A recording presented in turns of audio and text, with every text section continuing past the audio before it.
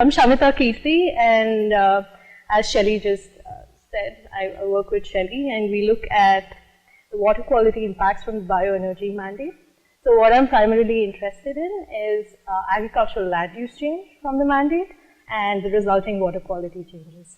So I've been using this hydrological model called SWAT to simulate these different land use changes, and I'm going to talk about some of the challenges that I've had. So what is the Bioenergy Mandate? So back in 2007, the US Congress passed the Energy Independence and Security Act, which mandated about the production of about 36 billion gallons of biofuel by the year 2022. And out of that, corn ethanol was capped at 15 billion gallons. And out of the rest, there was about 16 million gallons of cellulosic ethanol and 5 billion gallons of advanced biofuels and biodiesel. So the thing with this mandate was that they described the categories of ethanol to be produced, but not really the feedstock to be used. So for example, except for corn starch, you could typically, for cellulosic, you could use corn store, you could use switchgrass, you could use miscanthus, and so on. And this sort of creates this problem where it is difficult to predict what kind of land use changes will occur, and therefore what kind of water quality impacts and soil quality impacts we might have, right? And there was a billion-ton report that came out in 2011 that predicted that if we were to produce about 36 billion gallons that we were going to, there'd be a land use change of about 40 to 60 million acres from pastoral and agricultural lands. That's a lot. And these land use changes, the kind of water quality impacts they might have, might be positive or negative. Like you can imagine if you go from like this really intensely managed corn crop to a perennial like switchgrass, which doesn't need as many nutrient inputs, you'd probably have a positive water quality impact. But you take the same switchgrass and now put it on a field that was originally idle or marginal, and you see, then you might have a negative water quality impact. So that's the way it is. So my research question basically looked at, what I ask is, how much do these water quality impacts vary from one region to the other? And if these impacts are typical of the region, and how would you categorize them, right? So why do we need this comparison? So this is a map from Oak Ridge National Lab showing the potential for all the different alternative energy crops. And as you can see, like, except for, I guess, the Southwest, literally everywhere you have a lot of alternative energy potential. I'm going to show you another map, like, a little later, but most of the work that's been currently done, which study land use change from biofuel and look at water quality impacts, are mostly done in the Mississippi River Basin. And one can argue that, yes, the Mississippi River Basin is the most, that's where the most agriculture is. So it's kind of, maybe that's why we have to model those areas. But when you think about it, there is a lot of potential for alternate energy crops in, say, the southeast and the south, because crops like switchgrass probably grow better in those latitudes, right? And also when you think about it, row crop yields, for example, in the Midwest are really high.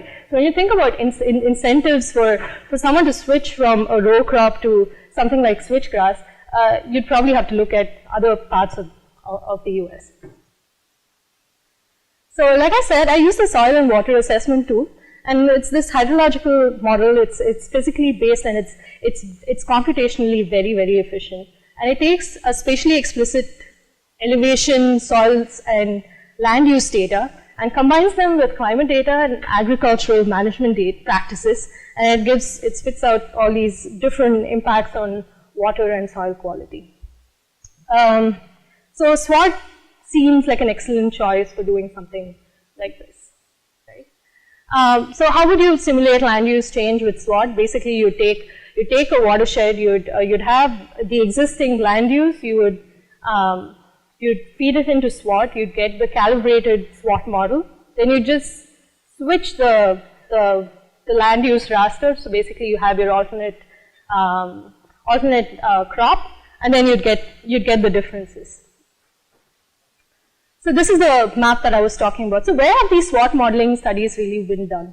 So this showed up better on the screen. This always happens. So anyway, so most of them, as you can see, yeah. So all this is the Mississippi River Basin. So most of the studies have been done over here. And I must say, this one in South Carolina, that was Shelley's student. So basically, there are very few isolated studies all around the US which do this sort of thing.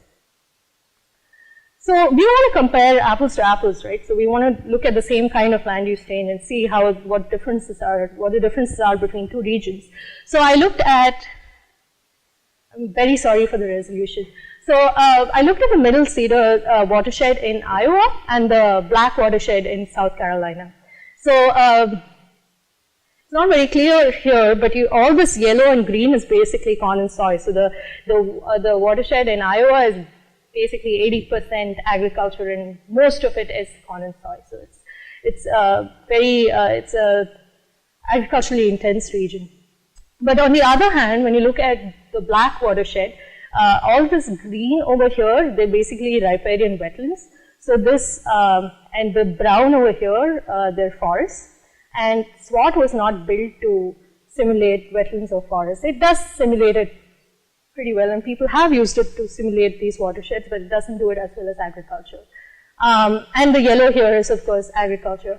So I had to choose a point where there was I had to choose a sub-watershed to calibrate which had more agriculture, because I thought that would give me better results, right? So this is Middle Cedar watershed. So this is basically my hydrograph, and the NS coefficient, or the Nash-Sutcliffe coefficient, basically is the predictive power of the model, and the closer it is to 1, the better it is. So with a Nash-Sutcliffe coefficient of 80, this is not fully calibrated, it's only calibrated for hydrology. That's a pretty good model, right? But when I looked at Black, what I found was no matter what I did, my Nash-Sutcliffe wouldn't go above 0.39. Which is really not a good model at all. Right? So we tried a lot of different things. We changed all the different methods in SWAT. We did, there were some really drastic changes, tried to look at sensitivity. Well, a lot of other model related things. Basically, it made no change at all whatsoever to the model. Right? So when we look deeper into it, we realized what might have been happening, right? So the lighter part here, which was supposed to be blue. Anyway, so this is basically a karst landscape, right? So karst basically is a landscape that has these really porous carbonate rocks. So what was happening was the water was getting into probably what I suspect was happening was the water basically dissolves the rocks and gets into the subsurface, so you're basically losing water, so your water balance is off, and a model like SWAT basically depends on your water balance.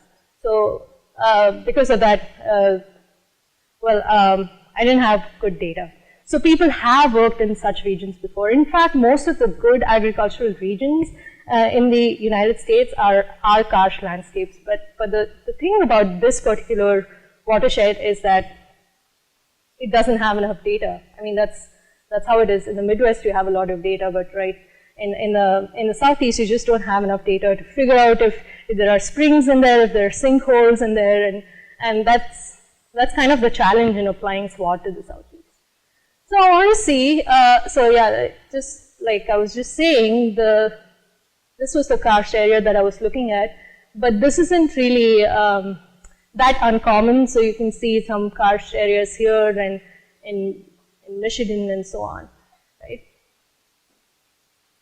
So I want to see if SWAT does well, like with wetlands, with the limited amount of data we have about wetland storage and how wetland stores water and how it, kind of conveys water.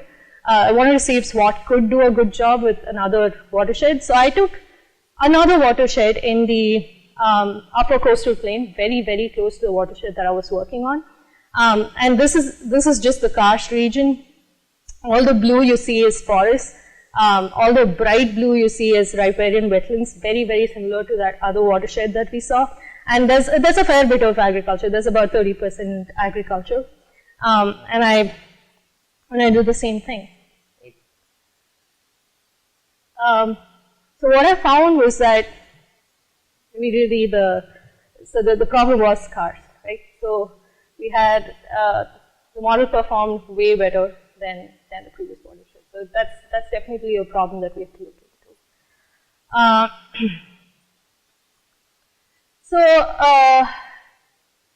Right. So going back to why we started doing this, we want to look at the water quality improvement from land use change.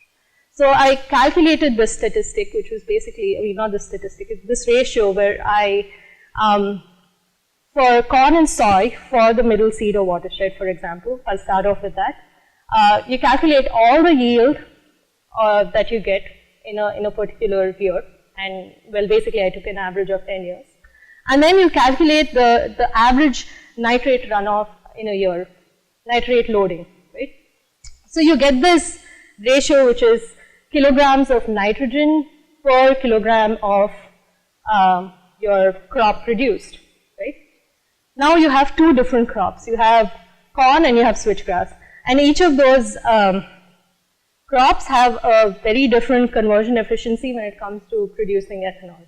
So now I calculated the kilograms of nitrogen per gallon of potential biofuel for each of those crops, right? For corn and then for switchgrass.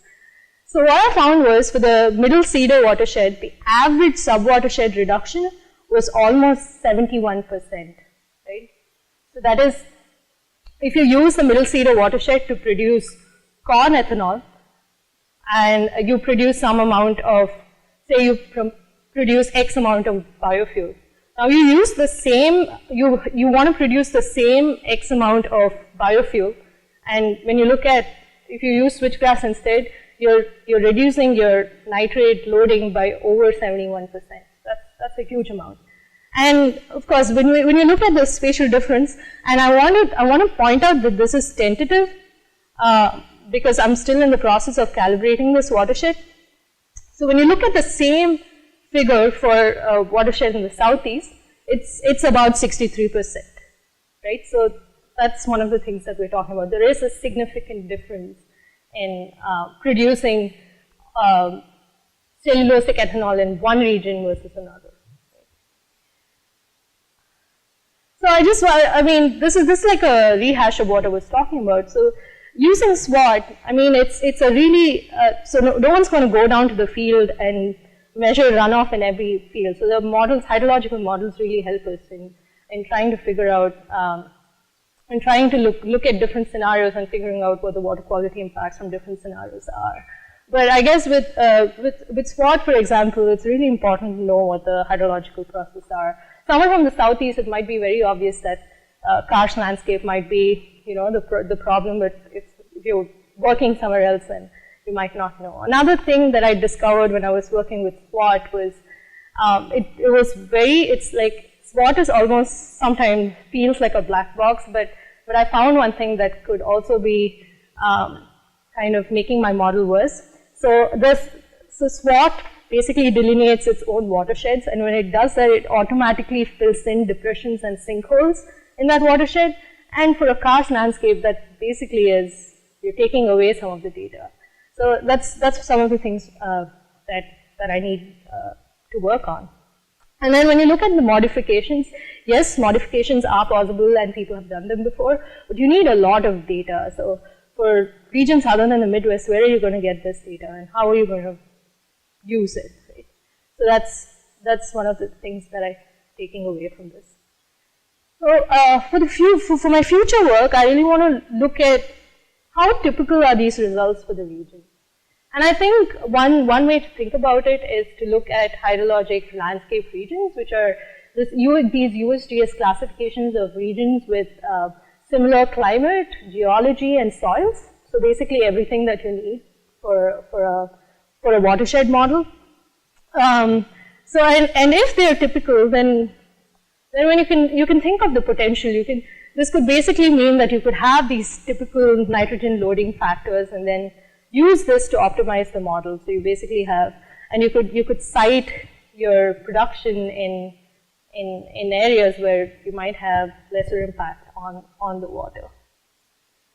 So that's about it. And I want to thank Shelley, and I want to thank the NSF award that we could come here. And I especially want to thank two people, Margaret and Shin, who are not here, but they're the ones who helped me navigate this crazy model. So yeah, so I'll be happy to take questions.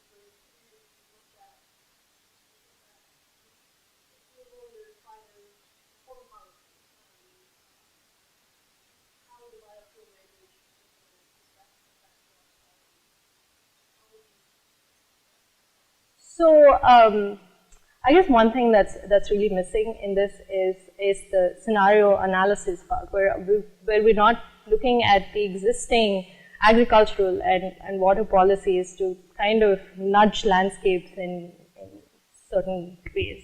So I think one way that we could get there is to look at these range of scenarios and look at the the best and worst case scenarios and maybe go from there. And this could be done for different regions as well. So that, I guess, that's partly it.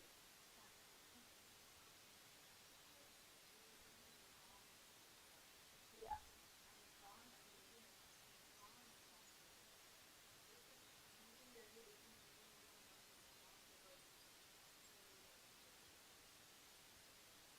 Yeah, absolutely. So to make things like simple, I'm basically looking at a 2-year or a 4-year, whichever way you look at it, con soil rotation.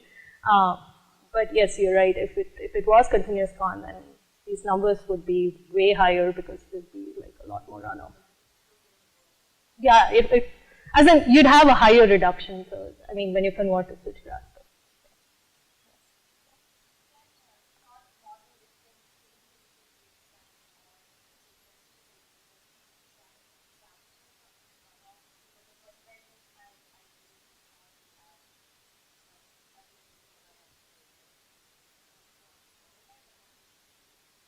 Yeah, so SWAT does, so one of the data thing that it takes is you need to provide a daily precipitation thing. And I know this model has been used for climate change, so if there is a change in the precipitation regime, people have done that. You just feed it into the model and it'll be able to tell you.